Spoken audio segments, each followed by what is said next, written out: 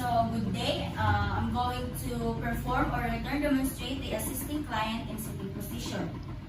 Definition: to assist an immobile or bedridden patient into a sitting position from lying flat on bed. Objectives: to provide patient comfort and safety, to maintain patient dignity and privacy, and to allow maximum visibility and assess. And then safety and security measure: support the patient's airway and maintain circulation, get adequate help, encourage the client to assist much as possible. Then procedure preparation: wash hands, introduce yourself to the client and identify client's identity, explain what you're going to do, why it's necessary, and how can the patient can cooperate, and gather all necessary equipment, provide privacy, and observe proper body mechanics. So, equipment is bed boards. So, assuming na humana ako nag-wash akong hands, so I'm going to introduce myself to the client. So, may gabi, ma'am. Ako din yung student nurse karon. Ako si Hyres Alturas from Buchanan State University, College of Nursing. So, ang procedure nga akong himuon sa inyo karon, ma'am, is ako kayo palingkod para for the next procedure or next himuon nga kuan sa imuha. Like, pwede ka mabay sa wheelchair and then, pwede na kami bawa nyo ni ma'am. Then, provide privacy. So, sarado. Then, step 1, check for doctor's restriction to sitting down due to medical treatment or surgical procedure. Rational is the proper positioning promotes comfort by preventing nerve damage and unnecessary extension or rotation of the body. So, assume na nag-check po sa chart for physicians or doctor's restriction na dili maka-hinder sa iyang pag-sitting position. So wala man, so pwede na siya maka-sit.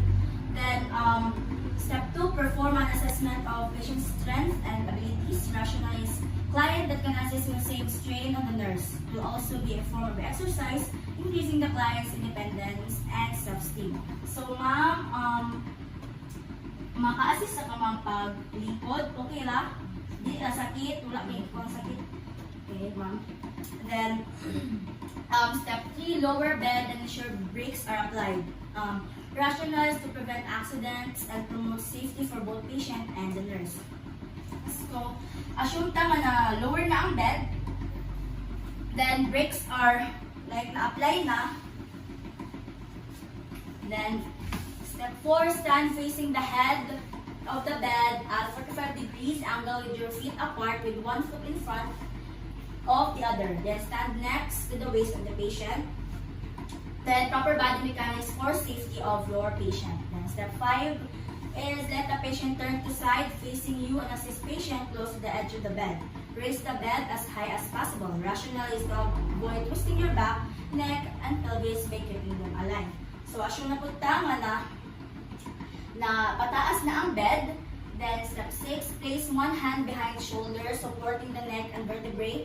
Use your other hand to grasp the patient's outer thighs to avoid any spinal injury and gain control of movement so that the patient can feel at ease. The next step is to instruct the patient to use his elbow to push up on bed as to support the shoulders with one hand and the other hand assisting to side his feet of bed to dangle or touch the floor. Rational is the client that can assist with same strain on the nurse. Then, on the count of 3, gently raise the patient to a sitting position by shifting your weight from the front foot to the back foot as the patient pushes on the bed, and the nurse assisting the patient to sit on the bed. So, rational is to coordinate movements and prevent strains.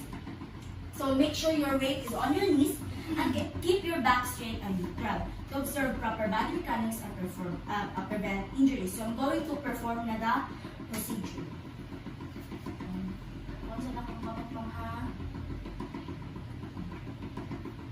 Then, ako sa pang face ako ang mga ipatakilid face sa ako pa.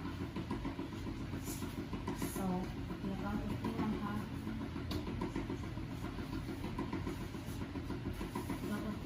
mga ay wait sa ako sa ikong parang pag-listen.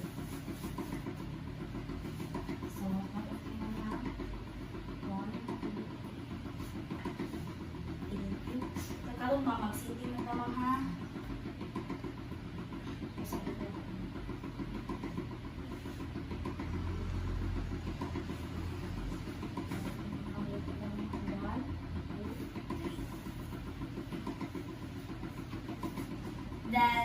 assess the patient for orthostatic hypotension or vertigo, rational is abrupt movement can cause orthostatic hypotension. Also called postural hypotension is a form of low blood pressure that happens when standing after sitting or lying down and can cause injury if patient collapses. So ma'am, sa pagtindog na to, ay paglingkod na to, mawala ka nalipong or na-feel dizzy or nalipungon ba ka, kaya mon. Sige ma'am. Thank you then. Step 11, continue with mobilization procedures as required and document the procedure on the patient's chart. Then wait for 5 to 10 minutes with both legs dangled before transferring the patient to another position.